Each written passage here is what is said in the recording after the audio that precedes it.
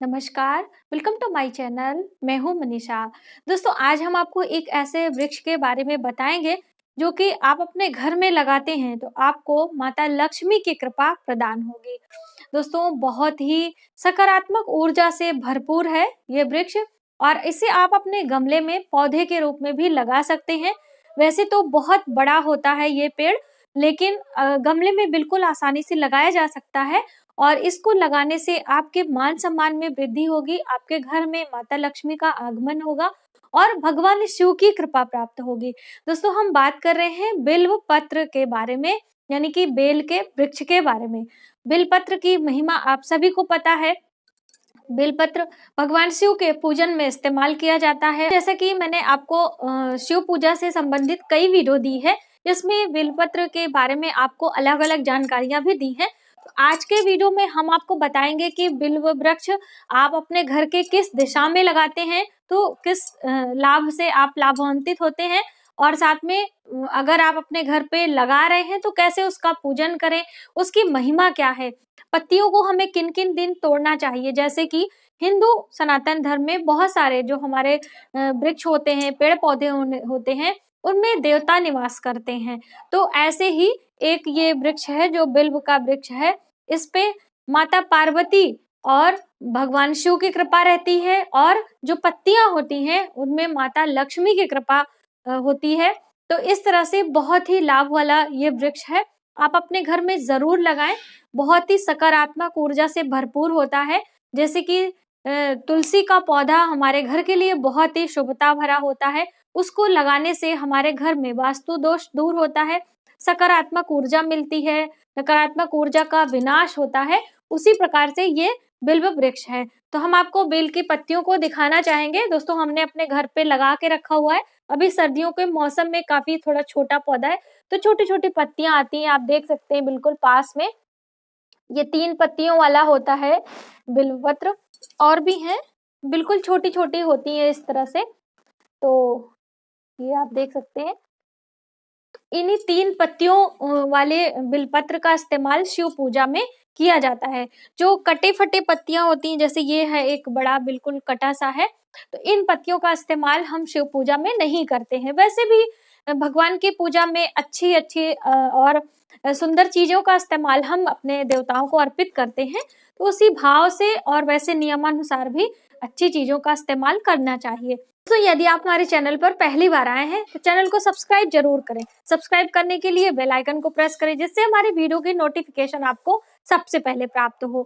और दोस्तों, आपकी जानकारी के लिए बता दूं, जैसा कि हमारे चैनल पर आपको अपने जन्मांक का विश्लेषण करवाने की सुविधा प्राप्त है, जो कि अभी कुछ दिनों से बंद चल रही थी, क्योंकि ये कार्य हमारा बेटा करता है और उसके एग्जाम्स हो रहे थे। इस वजह से हमने व्हाट्सएप नंबर वगैरह थोड़ा सा लॉक कर दिया था, क्योंकि उसके डिस्टर्ब होता पढ़ाई में। और अभी एग्जाम्स खत्म हो गए हैं, तो आप ये सुविधा ले सकते हैं। यदि आपको अपनी कुंडली का आकलन करवाना है तो आप हमारे इस व्हाट्सएप नंबर पर संपर्क कर सकते हैं। आप हमें कमेंट में भी लिख सकते हैं, तो हम आपको व्हाट्सएप नंबर दे देंगे और अपनी आप बुकिंग करा लीजिए। उसके बाद ये सुविधा आपको प्राप्त हो सकती है। तो चलिए देर न करते हुए अपने वीडियो की शुरुआत करते हैं। दोस्तों, हम बात कर रहे थे बेल के वृक्ष के बारे में। तो बेल का वृक्ष अपने आप में बहुत ही शुभता भरा होता है और इसे आपको घर के पूर्व दिशा में, ईस्ट के साइड में आपको लगाना चाहिए, या फिर उत्तर और पूर्व के कॉर्नर में, जिसे ईशान कोण कहा जाता है, वहां भी आप लगा सकते हैं।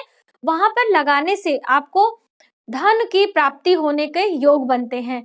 जैसा कि बिल वृक्ष स्वयं माता लक्ष्मी का स्वरूप माना जाता है और माता पार्वती का स्वरूप माना जाता है। पत्तियों में माँ लक्ष्मी का वास होता है और उनके तने में, उनके जड़ में माँ पार्वती निवास करती हैं।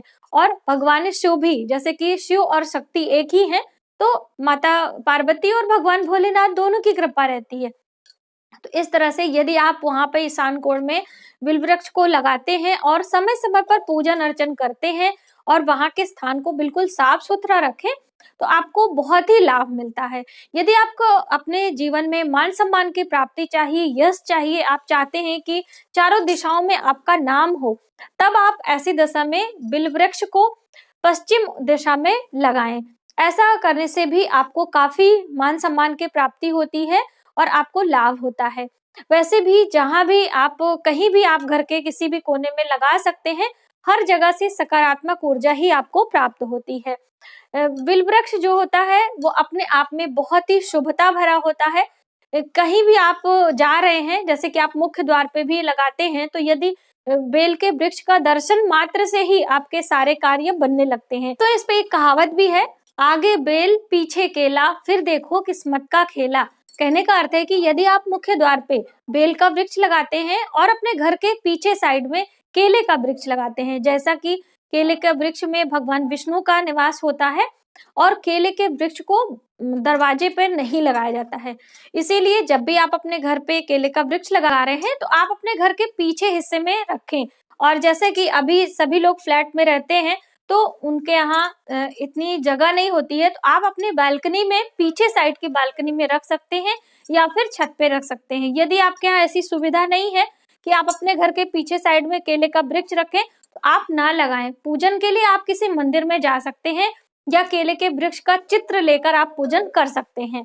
तो इस तरह से यदि हम किसी भी पेड़ पौधे को अपने घर में रोपते हैं, लगाते हैं, तो उसको लगाने से पहले बहुत सारी सावधानियों को ध्यान में रखना होता है और समय समय से उनका पूजन अर्चन और उसकी देखभाल करने की आवश्यकता होती है, तभी उसके पूरा सकारात्मक ऊर्जा हमें प्राप्त हो सकता है। तो इस तरह से बेल का वृक्ष आप कहीं भी लगाएं। यदि आप घर के बीचों बीच में लगाते हैं तो घर में रहने वाले प्राणियों के बीच में एकता, सौहार्द, प्रेम बना रहता है और घर का वातावरण शुद्ध होता रहता है। तो इस तरह से बेल के वृक्ष की महिमा है। अब हम आते हैं दोस्तों पत्तियों के बारे में, कि यदि हम इन पत्तियों को भगवान शिव के पूजन में इस्तेमाल करते हैं तो भगवान शिव की असीम कृपा प्राप्त होती है।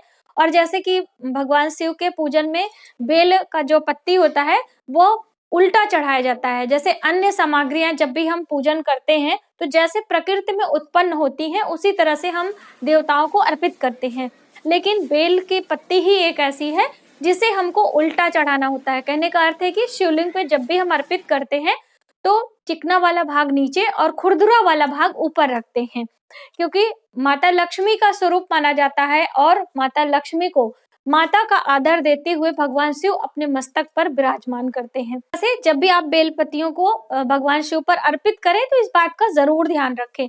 और ऐसा भी माना जाता है कि आपके पास कोई भी पूजन की सामग्री नहीं है और ऐसी दशा में आप सिर्फ बेल की पत्ती और गंगा जल से ही भगवान शिव का पूजन कर सकते हैं और बहुत ही शुभ माना जाता है। बेल की जो 3 पत्तियां होती हैं, ये जो है, इसके साथ में जो जो डंडी लगी होती है आप देख सकते हैं, ये बहुत ज्यादा बड़ी नहीं होनी चाहिए।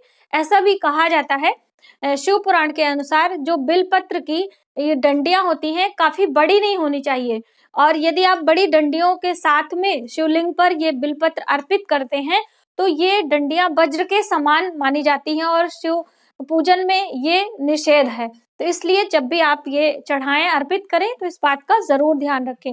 और बेल की पत्तियों को आपको कब कब तोड़ना है ये भी ध्यान में रखें।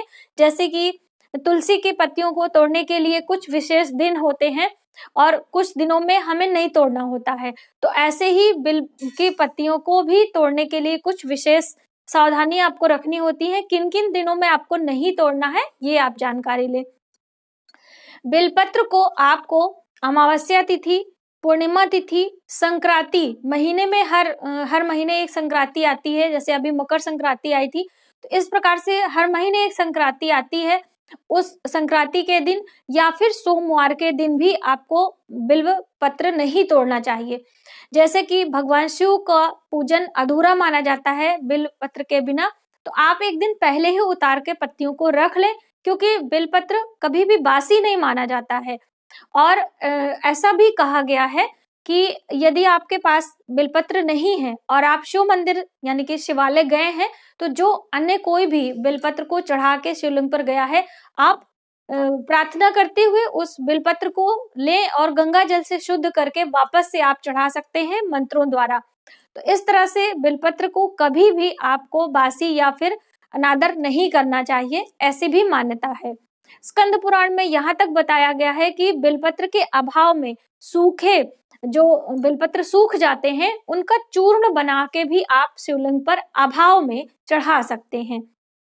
और यदि आपको लक्ष्मी की कामना है, यदि आप दरिद्रता में निवास कर रहे हैं, आप अथक प्रयास करके हार गए हैं और आपको धन की कामना है, तो ऐसे में बेल की पत्तियों को आप शुद्ध घी में डुबोकर यदि हवन करते हैं आम की लकड़ियों के साथ में माता लक्ष्मी के मंत्रों के द्वारा, तब आपको विशेष कृपा प्राप्त होती है। किसी शुभ दिन में, जैसे कि माता लक्ष्मी का पूजन हम लोग हमेशा करते रहते हैं अष्टमी तिथि को या फिर विशेष दिनों में, तो यदि आप उन दिनों में माता लक्ष्मी के मंत्रों के साथ में इस तरह से बिलपत्रियों का आहुति देते हुए पूजन करते हैं, हवन करते हैं, तो आपको धन की प्राप्ति होती है। तो इस तरह से बहुत ही लाभकारी होता है ये बेलपत्र। इन्हें औषधियों के रूप में भी इस्तेमाल किया जाता है, बहुत ही गुणकारी होती हैं। जैसे कि यदि आपके पेट में किसी भी प्रकार की परेशानी है, लीवर संबंधी है या फिर आपको ब्लड प्रेशर की शिकायत है या फिर शुगर संबंधी शिकायत है, तो इन सभी के लिए आपको निहार मुंह सुबह सवेरे आपको एक बेलपत्र, इस तरह से जो छोटी वाली बेलपत्तियां होती हैं, नाजुक सी होती हैं, मुलायम कोमल पत्तियों को यदि आप निहार मुंह इसे खाते हैं, यानी दांतों से चबा के आप खाते हैं, उसके बाद सादा पानी पी लेते हैं, तो आपके पेट संबंधी कोई भी बीमारी हो वो बहुत जल्द समाप्त हो जाती है। और इन बेल पत्र का जूस भी बनता है, तो आप वो भी बना के पी सकते हैं। दोस्तों, इनका प्रयोग हम घाव को भरने के लिए भी करते हैं। जैसे कि आपके शरीर में कहीं भी घाव हो गया है और वो भर नहीं रहा है, तो आप इन बेल पत्तियों को कूट कर पीस लें और इनको कपड़े से छान कर इनका जूस निकाल लें और उसके बाद उसे कॉटन में डिप करके जहाँ पे भी आपके घाव हुआ है वहां पर आप इसको लगाते हैं। दिन भर में 3 बारी आप इस तरह से करें, आप देखेंगे कि 24 घंटे के अंदर आपको इसका रिजल्ट दिखाई देता है। ये हम बिल्कुल इतने दृढ़ता से इसलिए बोल रहे हैं क्योंकि हमने स्वयं इसका अनुभव किया है। तो इसलिए कोई भी प्रकार का घाव हो, पस वाला हो, कैसा भी हो, आप इन्हें औषधि के रूप में इस्तेमाल करें। सिर्फ इतना ध्यान देना है कि उसमें पानी का इस्तेमाल आप ना करें। तो इसलिए नरम मुलायम पत्तियों को ही आप कूटें और पीसें और उसके बाद उन्हें भिगो के कॉटन में वहां पर लगाएं। यदि आपको डिटेल में जानना है तो हमने इस पर एक वीडियो भी दी है आपको, आप उसे चेकआउट कर सकते हैं, लिंक हम डिस्क्रिप्शन में दे देंगे। और दोस्तों, शिव पूजन में कैसे इस्तेमाल किया जाता है बिलपत्र को, ये भी मैंने आपको वीडियो दी है, उसका भी लिंक हम दे देंगे, तो आप वहां से सभी जानकारी ले सकते हैं। दोस्तों, बिलपत्र को चढ़ाने के लिए भी मंत्र होता है। यदि आप वो नहीं जानते हैं तो इस वीडियो में हम आपको बताएंगे कि भगवान शिव के पूजन में बिलपत्र को चढ़ाने के लिए कौन से मंत्र का प्रयोग करना चाहिए। वैसे तो भगवान शिव का पंचाक्षरी मंत्र है ओम नमः शिवाय, इस तरह से आप उसका जप कर सकते हैं और भगवान शिव का पूजन कर सकते हैं। साथ में आप किसी लंबी बीमारी से जूझ रहे हैं तो आप इन बेलपत्र का इस्तेमाल पूजन में भगवान शिव के एक विशेष प्रकार से कर सकते हैं। जैसे कि आपको चंदन लेना है, सफेद चंदन, मार्केट में 2 प्रकार के चंदन आते हैं, पाउडर के रूप में आप लें, सफेद या लाल, कोई भी आप चंदन ले लें। यदि सफेद हो तो ज्यादा उत्तम माना जाता है क्योंकि शिव पूजा में सफेद वस्तुओं का इस्तेमाल हम करते हैं। तो आप उससे गंगा जल में घोल के एक पेस्ट तैयार कर लें और इसी जो डंडी है इसकी बेलपत्र की, वो मोटी डंडियों को आप लें और उसी से कलम के रूप में आप इनमें ओम नमः शिवाय लिखें। जो बीच वाली पत्ती है उस पे ओम लिखना है और किनारे दोनों पत्तियों पे नमः शिवाय। इस तरह से करके अगर आप 108 पत्तियां लें और हल्का सा सूख जाए, क्योंकि जब आप पूजन करेंगे, इन्हें चढ़ाएंगे, तो हो सकता है नमः शिवाय बिखर सकता है, यानी उनका आकार बिगड़ सकता है, इसलिए आप थोड़ा सा सुखा लें। उसके बाद आप ध्यान मग्न होकर किसी शिवालय जाकर भगवान शिव को जलाभिषेक करें। उसके बाद अक्षत के साथ में इस बेलपत्र को जितनी बार आप पढ़ें, आप महामृत्युंजय का जाप करते हैं, तो आपको जो भी आपके घर का सदस्य बीमार है उसे काफी राहत मिलती है, उसको बीमारी से निजात मिलती है। बहुत ही लाभकारी ये मंत्र भी है और ये प्रयोग भी। तो इस तरह से बेलपत्र का प्रयोग अलग अलग तरीके से हम यदि अपने जीवन में समय समय पर करते रहते हैं तो हमें सभी प्रकार के कष्टों से छुटकारा मिलता है।